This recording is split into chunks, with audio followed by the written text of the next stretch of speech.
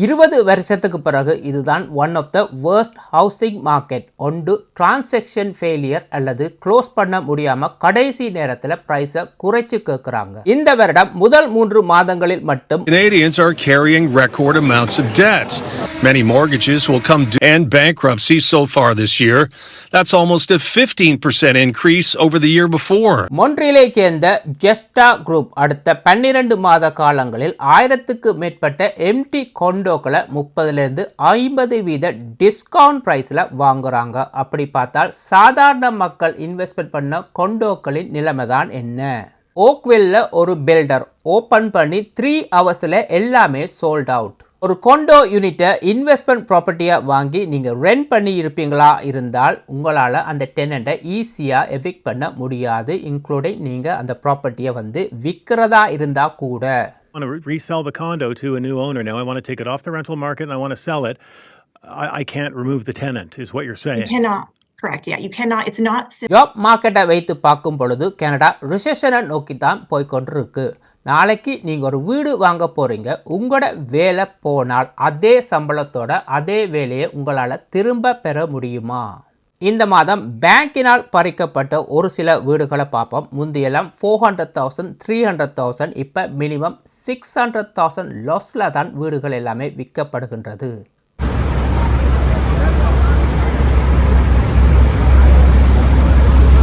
வணக்கம், எல்லாம் எப்படி இருக்கீங்க? 20 வருடத்துக்கு பிறகு one of the worst housing market தான் சொல்ல வேணும். வேர்ஸ்ட்டை விட இது ஒரு டேஞ்சரான ஹவுசிங் மார்க்கெட். இதில் போய் மாட்டு படுறவங்களும் இருக்கிறாங்க, அதை விட்டு வெளியில் வாரவங்களும் இருக்கிறாங்க. இப்படித்தான் பார்த்தீங்கன்னு சொன்னால் இன்றைக்கி நேஷ்னலில் வந்து ஒரு ரியல் எஸ்டேட் புரோக்கரேஜில் ஒரு ஆர்டிக்கலை பாருங்கள். 1000க்கு மேற்பட்ட இந்த வருடம் மட்டும் 1000க்கு மேற்பட்ட டிரான்சாக்ஷன் ஃபெயிலியர். மக்கள் கமிட் பண்ணி வீடுகளை போய் பார்த்து கமிட் பண்ணி வாங்குறாங்க, டாக்குமெண்ட்டில் கையெழுத்து வைக்கிறாங்க, கடைசி நேரத்தில் வந்து கால் பண்ணி சொல்கிறாங்க எனக்கு இந்த வீடு வேண்டாம் அப்படின்னு சொல்லி. இதுதான் ஃபெயிலியர் என்று சொல்கிறோம். கமிட் பண்ண, அதாவது வீடு வேண்டாம் பயப்படுறாங்க. உண்மையான காரணம் வந்து ஒன்று, டைமுக்கு தங்களால் மோர்ட்கேஜ் பே பண்ண முடியுமா? ரெண்டாவது, சரியான விலைக்கு தான் இந்த வீடுகளை வாங்குகிறோமா? வேலை நாளைக்கு போனால் எங்களால் இந்த வீடுகளுக்கு மோர்ட்கேஜ் பே பண்ண முடியுமா? இந்த டைமில் இந்த வீடு தேவையா? இப்படி நிறைய கேள்விகள் இருக்குது. அதிகமான மக்கள் இன்றைக்கு வந்து கனடாவில் வந்து 1 அல்லது 2 பேமெண்ட்டை வந்து மிஸ் பண்ணுறாங்க. கிரெடிட் கார்டாக இருக்கட்டும், மோர்ட்கேஜ் பேமெண்ட்டாக இருக்கட்டும், எதுவாக இருந்தாலும் தங்களுக்கு தெரியாமையே ஃபைனான்ஷியல் ப்ராப்ளம் வரதால் வந்து பேமெண்ட்டை மிஸ் பண்ணுறாங்க. Year, mortgage delinquency balances rose 32% nationally, including 52% here in Ontario, while about 1.5 million Canadians missed at least one credit payment in the first quarter of the year.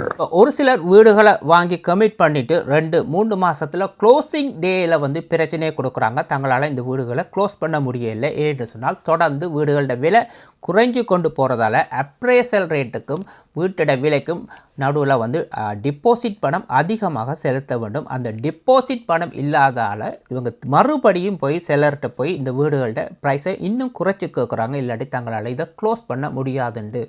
இந்த வீடுகள் திருப்பி மார்க்கெட்டுக்குள்ளே வருமா இருந்தால் இன்னுமே வீடுகளோட விலை குறைத்து தான் விற்கப்படும். ஒரு பயர்ஸ் மார்க்கெட்டில் ஒரு வீடு இன்றைக்கு விற்க போட்டுக்கொண்டு சொன்னால், 1 பேங்கினால் பறிக்கப்பட்ட வீடு, 2 பேங்கினால் பறிக்கப்பட போகிற வீடு, 3வது மோர்ட்கேஜ் என்னால் பே பண்ண முடியாது. வச்சிருக்க இன்னுமே வீட்டோட விலை குறையும், அதை விட இப்பயே விற்றுட்டு போகலாம். அப்படியான வீடுகள் தான் இப்போ அதிகமாக லிஸ்ட்டில் இருக்கின்றது. லிஸ்ட் பண்ணி கொண்டு வராங்க. எந்த விலைக்கு குறைச்சி விற்கவும் மக்கள் தயாராக இருக்கிறாங்க ஒரு டீசன்ட் ப்ரைஸுக்கு. இப்போ இதனால் வந்து இப்போ முந்தி மாதிரி வீடுகளை வச்சு கடன் எடுத்து car payment, credit card payment, line of credit எல்லாம் இப்போ பே பண்ண முடியாது. இப்போ கடந்த 3 மாதத்தில் மட்டும் கனடாவில் மட்டும் 37,000 பேர் வந்து பேங்க்ரப்சி அல்லது கன்சியூமர் ப்ரொபோசலுக்கு வந்து ஃபைல் பண்ணியிருக்கிறாங்க. According to the Office of the Superintendent of Bankruptcy, more than 37,000 Canadians either filed a consumer proposal or declared bankruptcy during the first 3 months of this year. இன்றைக்கு அரவாசிக்கு மேற்பட்ட கனடியன்ஸுக்கு இருக்கிற பிரச்சனை வந்து எல்லாருமே pay check to pay check தான் வாழ்ந்து கொண்டு இருக்கிறாங்க. இன்ஃப்ளேஷன் ஒரு பிரச்சனை இருக்குது, மோர்ட்கேஜ் ரினுவல் ஒரு பிரச்சனை இருக்குது, ஃபுட் காஸ்ட், கேஸ் ப்ரைஸ், அடுத்தது job last. That's an increase of 8.5% over the same period in 2025. I'm not surprised by these numbers. We know that about half of Canadian households are living paycheck to paycheck, which means, they have no savings. இப்போ இதில் 80% மக்கள் வந்து consumer ப்ரொப்போசலை தான் தேர்ந்தெடுத்திருக்கிறாங்க. சரியா 15% தான் பேங்க்ரப்சிக்கு போயிருக்கிறாங்க. தங்களால் ஒன்றுமே செய்ய முடியாதுன்ட்டு. ஒன்டாரியோவில் மட்டும் 14,000 பேர் இந்த வருடம் மட்டும் கன்சியூமர் ப்ரொப்போசலுக்கு போயிருக்கிறாங்க. இதுக்கு முக்கிய காரணம் வந்து Canadian Association of Insolvency and Restructuring Professionals says Canadians are carrying record amounts of debt. Many mortgages will come due this year at higher interest rates. Rising food and gas prices, along with other factors, are pushing some households to the brink. முந்தி எல்லாமே ஒரு வீடு இருக்குது, வீட்டிலேருந்து பணத்தை வெளியில் எடுத்து கடன்களை கட்டிட்டு நீங்கள் மோட்கேஜில் ஆட் பண்ணி நீங்கள் எக்ஸ்ட்ராவாக மாதம் கொஞ்சம் காசை மோட்கேஜில் ஆட் பண்ணி கொண்டு வருவீங்க, பீரியட்டையும் கூட்டலாம். இப்போ வந்து வீட்டோட விலை குறைகிறதால ஆல்ரெடி மக்கள் வீட்டிலேருந்து பணத்தை எடுத்திருப்பாங்க, இனிமேலும் எடுக்கிறதுக்கு அங்கே ஒன்றுமே இல்லை.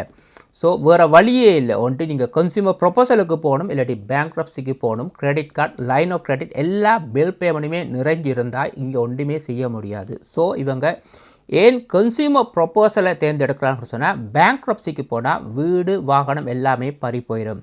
கன்சியூமர் ப்ரொப்போசலில் அப்படி இல்லை, உங்களோட வீடு அப்படியே இருக்கும், உங்களோட வாகனம் எல்லாமே இருக்கும்.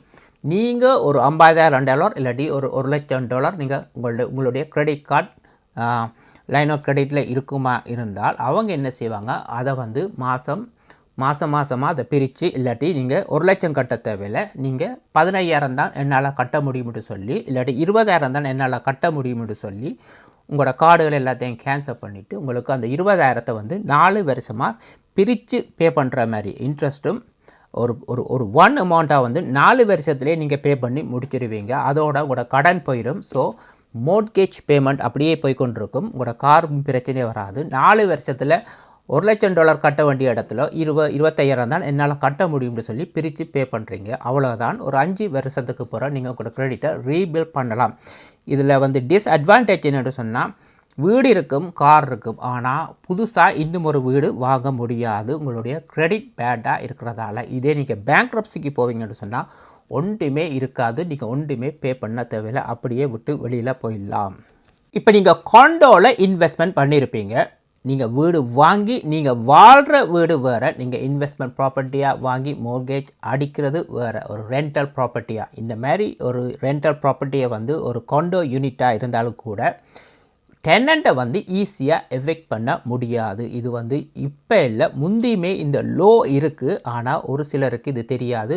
புதுசாக வர இன்டர்நேஷ்னல் ஸ்டூடெண்ட்ஸ், இமிக்ரெண்ட்ஸை வந்து நீங்கள் ஏதோ சொல்லி நான் விற்க போகிறேன்னு இல்லாட்டி சொல்லி நீங்கள் அவங்கள வந்து எவிக்ட் பண்ணலாம். ஆனால் விஷயம் தெரிஞ்சவனை வந்து நீங்கள் எவிக்ட் பண்ண முடியாது. இது ஒரு இன்வெஸ்ட்மெண்ட் ப்ராப்பர்ட்டி.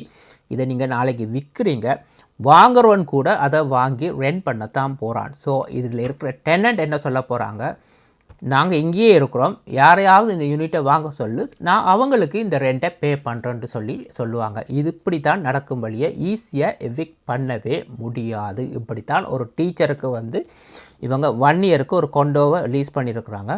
லீஸ் முடிஞ்ச கையோடு இவர் கொண்டோவை விற்க பார்த்துருக்கிறார், ஈஸியாக விற்க முடியாது. இது வந்து இன்வெஸ்ட்மெண்ட் ப்ராப்பர்ட்டி, நான் இங்கே லீஸ் பண்ணியிருக்கிறேன், நீ விற்கிறண்டா யாருக்கு விற்கிறியோ அவனை வந்து எனக்கு ரெண்ட் பண்ண சொல்லி அவங்க டிமாண்ட் பண்ணுறாங்க. ரூல் அப்படித்தான் இருக்குது, இப்போ இல்லை, எப்பொழுதுமே அப்படித்தான் இருக்குது. நீங்கள் ஒரு வீட்டை வாங்கி நீங்கள் அந்த வீட்டில் தங்க போகிறீங்க, உங்களோட வீட்டை விற்றுட்டு அந்த கொண்டோவில் போய் வாழ போகிறீங்கன்றது வேறு. இன்னொருவருக்கு உங்களோட இன்வெஸ்ட்மெண்ட் ப்ராப்பர்ட்டியை விற்று அந்த நபருமே அவர் ரெண்ட் பண்ணுவாராக இருந்தால் இவங்களுக்கு தான் ரெண்ட் பண்ண வேண்டும். That tenancy cannot end. In perpetuity, so that tenant is always going to be there. Even if I want to, if I want to resell the condo to a new owner, now I want to take it off the rental market and I want to sell it, I can't remove the tenant, is what you're saying. You cannot. Correct. Yeah, you cannot. It's not simply that easy to remove a tenant. There's a lot of laws, tenancy protection laws in place for that. ஆனால் ஒரு சில companies வந்து offer பண்ணுவாங்க, எங்கள்கிட்ட இந்த டாக்குமெண்ட்ஸை தாங்க, நாங்கள் ஈஸியாக எவிக்ட் பண்ணி விடுவோம்னு சொல்லி. ஒழுங்காக ரெண்ட் பே பண்ணுறவனை வந்து ஈஸியாக எவிக்ட் பண்ணவே முடியாது. கடைசியாக செட்டில்மெண்ட்டில் தான் இது போய் முடியும். இப்போ நீங்கள் ஒரு காண்டோ யூனிட்டில் இன்வெஸ்ட்மெண்ட் பண்ணியிருப்பீங்களா இருந்தால் இந்த நியூஸ் வந்து உங்களுக்கு ஒரு பேட் நியூஸ் தான். நிறைய பேருக்கு இது விளங்கையில் இந்த மொன்ட்ரியல் பேஸான இந்த ரியல் எஸ்டேட் கம்பெனி ஏன் $500 மில்லியன் இன்வெஸ்ட் பண்ணுறாங்க இங்கே இருக்கிற எம்டி காண்டோஸுக்கு. இந்த கம்பெனியோட பேர் வந்து ஜெஸ்டா குரூப் உண்டு. இவங்க $500 மில்லியன் வந்து இன்வெஸ்ட் பண்ணுறாங்க. அதில் வந்து இந்தியாவிலேருந்து 12 மாதங்களுக்குள்ளே வந்து 1000க்கு மேற்பட்ட கொண்டோ யூனிட்டுகளை வந்து இவங்க பர்ச்சேஸ் பண்ண போகிறாங்க. இம்மீடியட்டாக இப்போ $30 மில்லியன் கொடுத்து ரயசன் யூனிவர்சிட்டிக்கு முன்னால் இருக்கிற பில்டிங் இருக்கிற கொண்டோ யூனிட்டுகளை இவங்க வாங்கிட்டாங்க. இவங்களுடைய டீல் என்னென்னு பாருங்கள். நீங்கள் ஒரு 2022 ஒரு $800,000 கொடுத்து ஒரு கொண்டோ யூனிட்டை வாங்குறீங்க. இங்கே இவங்களுக்கு கிடைக்கிற ப்ரைஸ் வந்து 2022 35% 50% டிஸ்கவுண்டில் இந்த கொண்டோ யூனிட்டுகள் இவங்களுக்கு போகுது. 50% பார்த்தால் நீங்கள் 800,000க்கு வாங்குறீங்க, இவங்க $400,000 வாங்க போகிறாங்க. ஸோ இவங்களுக்கு வந்து இதை வாங்கி ரெண்ட் பண்ணுறது லாபம். ஸோ ஒரு சதுர அடிக்கு வந்து இவங்க $4.25 சார்ஜ் பண்ணுறாங்க. ஸோ ஒரு 500 சதுர அடின்னு பார்த்தா $2,125 உங்களுக்கு வந்து ரெண்டலாக போகின்றது. நீங்கள் ரெண்ட் பண்ணுவீங்களா இருந்தால் மோர்கேஜை கவர் பண்ண முடியாது. இவங்க 50% ஆஃபில் வாங்குறதால இவங்களுக்கு மோர்கேஜும் கவர் பண்ணி பிரின்சிபலும் வர்றதுக்கான வாய்ப்புகள் அதிகமாக இருக்குது. ஆல்ரெடி 10 யூனிட்டை வந்து ரெண்ட் பண்ணிட்டாங்க. ஸோ இது வந்து இப்போ கொண்டோக்களை ஆல்ரெடி வாங்கி வச்சுருக்கிறவங்களுக்கு, அதிக விலை கொடுத்து வாங்கி வச்சுருக்கிறவங்களுக்கு இது பெரிய ஒரு ஆப்பான நியூஸ் தான்.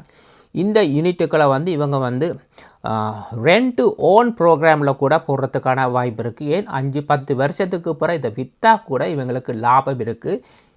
35 to 50% ஆஃபில் வாங்குறதால இன்னும் ஒரு அட்வான்டேஜ் இதில் என்னென்னு சொன்னால், அடுத்த 12 மாதத்துக்குள்ளே இந்த 1000க்கு மேற்பட்ட கொண்டோக்களை இவங்க பர்ச்சேஸ் பண்ணியே ஆகணும். அப்போ தான் இந்த கவர்மெண்ட் ரீபேட், அதாவது இந்த 13% ரீபேட் வந்து இதில் ஆட் பண்ணப்படும். ஸோ இதில் 35%, 50% மட்டுமில்லை, இந்த 13% இதில் இருக்கின்றது. ஸோ இனியிலேருந்து குறைஞ்ச விலைக்கு வந்து இந்த கொண்டோ யூனிட்டுகளை வாங்க போகிறாங்க.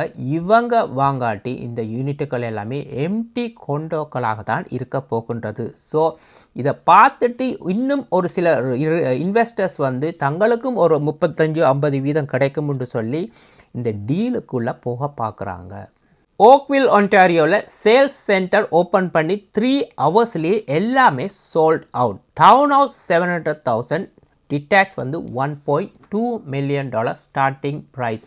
மெயினாக மக்கள் விரும்பி வாங்கினதுக்கான காரணம் வந்து ஒன்று ப்ரைஸ், ரெண்டாவது வந்து லொக்கேஷன். இது வந்து ரிவரோட ஒட்டி இருக்கிற ஒரு கம்யூனிட்டி. இதில் எல்லாமே கஸ்டம் பில்ட் ஹோம்ஸ் எல்லாமே இருக்குது. இதுக்கு முதல்ல பீக் டைமில் இவங்க வந்து ஆல்மோஸ்ட் $1.1 மில்லியன் கொடுத்து கூட டவுன் ஹவுஸை வாங்கியிருக்கிறாங்க. இங்கே 700,000.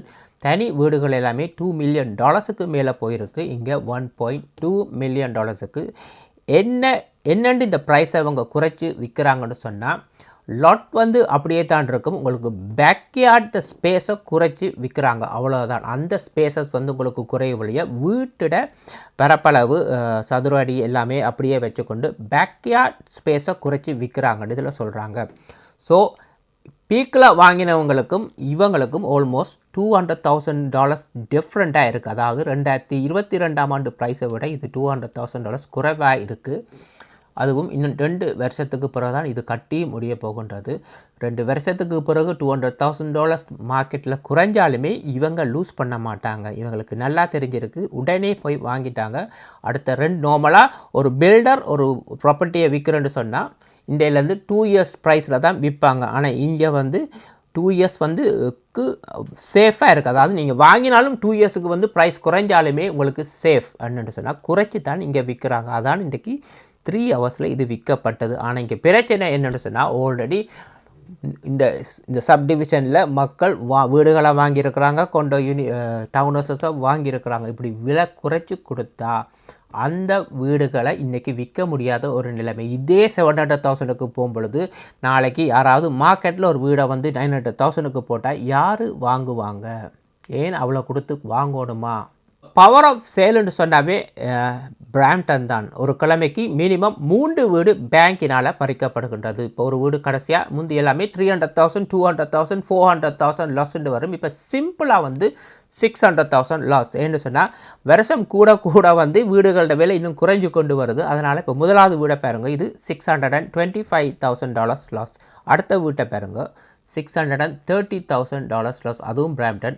இன்னும் ஒரு பிராம்டன் வீடை பாருங்க, அதுவும் $600,000 லாஸில் தான் விற்கப்பட்டுள்ளது. இப்போ பெர்லிங்டனில் ஒரு வீடை பாருங்க, $358,000 லாஸில் விற்கப்பட்டுள்ளது. ரிச்மண்ட் இல்லை, இது $500,000 லாஸில் விற்கப்பட்டுள்ளது. ஒரு சில வீடுகளை பார்ப்போம். இப்போ விப்பியில் பாருங்க, ஒரு டவுன் ஹவுஸோட இந்தியன் ப்ரைஸை பாருங்க, இது $810,000க்கு லிஸ்ட் பண்ணி $775,000க்கு விற்கப்பட்டுள்ளது. குறைச்சி தான் இது விற்கப்பட்டிருக்கு. அப்படின்னா $35,000 குறைச்சி விற்கப்பட்டுள்ளது. இந்த வீடு 2023ஆம் ஆண்டு $1.3 மில்லியன் வந்து பெட் பண்ணி வாங்கப்பட்ட வீடு. இன்றைக்கு இந்த வீட்டை விற்றதால் இவருக்கு $525,000 லாஸ். ஸோ நீங்கள் வெப்பியில் ஒரு டவுன் ஹவுஸ் இன்றைக்கு வாங்குவீங்களாக இருந்தால் $775,000க்கு வாங்கலாம். அப்போ ஒஷோவாவில் போய் $700,000க்கு ஒரு டவுன் ஹவுஸ் வாங்க வேண்டும். எப்பொழுதுமே வீடு விலை குறையுதுன்னு பார்க்குறத விட ஜாப் மார்க்கெட்டை தான் கனடாவில் பார்க்கணும். கனடாவோட ஜாப் மார்க்கெட் என்னத்தை நோக்கி போய்கொண்டிருக்கு, என்ன மாதிரி ரிசெஷனை நோக்கி போய்கொண்டிருக்கு. உண்மையிலே இப்போ ரிசெஷனை நோக்கி தான் போய்கொண்டிருக்கு. 2022ஆம் ஆண்டு பாருங்கள், ஜாப் மார்க்கெட் 5.7 இருந்தது. இப்போ 2026ஆம் ஆண்டு 2.8 குறைந்துள்ளது. ஆல்மோஸ்ட் 50% வந்து இதில் லூஸ். இப்போ வந்து நிறைய ஜாப்புகள் வந்து லூஸ் பண்ணப்படுது. ஹையரிங்கை பார்த்தீங்கன்னு சொன்னால் ஒவ்வொரு கம்பெனியில் போய் நீங்கள் வேலை கேட்டு பாருங்க, 100 300 400 1000 அப்ளிகேஷன் எடுப்பாங்க. இருந்துமே அப்போ ஹையர் பண்ணுறாங்க இல்லை. வேஜஸ் உங்களால் டிமாண்ட் பண்ண முடியுமா? இத்தனை வருஷம் வேலை செய்கிறேன், சம்பளத்தை கூட்டி தந்தால் தான் நான் வேலை செய்வேன்ட்டு விருப்பப்பட்ட வேலை செய், இல்லாட்டி போ, அப்படித்தான் இருக்கின்றது. இப்போ வந்து எவ்வளவு வீட்டோட ப்ரைஸுன்னு பார்க்குறத விட உங்களோட ஜாப் போனால் இன்னும் ஒரு ஜாப் இதே ப்ரைஸில் இதே சேலரியை வந்து உங்களால் இன்னும் ஒரு கம்பெனியில் எடுக்கிறதுக்கான டிமாண்ட் இருக்கான்னு தான் பார்க்கணும். இந்த நேரங்களில் வந்து மக்கள் ஏன் வந்து இப்போ வந்து பேக்கப் பண்ணுறாங்கன்னு சொன்ன வீடுகளில் வந்து காசு இருக்கிறவங்க வாங்குகிறாங்க. ஒரு சிலருக்கு கல்ச்சர் வீடுகளை வாங்குறது ஒரு ஆசை, இன்னும் சிலருக்கு வாங்கி விற்கலாம், இருக்கிற பணத்தை யூஸ் பண்ணலாம்னு கஷ்டப்படுறவங்க இன்னும் ஒரு வீட்டை வச்சு இன்னும் ஒரு மோகேஜ் தேவையான்றது ஒரு கேள்வி இருக்குது. ஏன்னு சொன்னால் நாளைக்கு இருக்கிற வேலை போனால் என்ன செய்கிறது? சரி, ஒரு வீட்டை ஈஸியாக வாங்கலாம், விற்க முடியுமா? அதுதான் இப்போ இல்லை பிரச்சனை. என்னென்னு சொன்னால் போன வருடம் ஒருத்தர் வாங்கின ஒரு வீடு $200,000 டவுன் பேமெண்ட் கொடுத்து ஒரு வீட்டை வாங்கினார். அந்த வீடு இந்த வருஷம் வந்து ஒரு $60,000 குறைஞ்சிருந்தது. இதில் வந்து வீட்டோட விலை குறைய இல்லை, அவருடைய டவுன் பேமெண்ட்டில் $60,000 லூஸ் பண்ணி உள்ளார். அப்படித்தான் பார்க்கணும். இப்போ வீட்டோட விலை கூடினா வந்து நாளைக்கு அந்த வீட்டை விற்றா தான் உங்களுக்கு அந்த பணம் வந்து வரும். ஆனால் இது அப்படி இல்லை. வீட்டோட விலை குறையும் பொழுது உங்களோட டவுன் பேமெண்ட் தான் குறைஞ்சு கொண்டு போகின்றது. இப்படித்தான் பார்க்க வேணும் இப்போ இருக்கிற ஜாப் மார்க்கெட்டை. ஸோ மறக்காமல் கமெண்ட் பண்ணுங்கள். இன்னும் ஒரு வீடியோவில் சந்திக்கும் வரை நன்றி, வணக்கம்.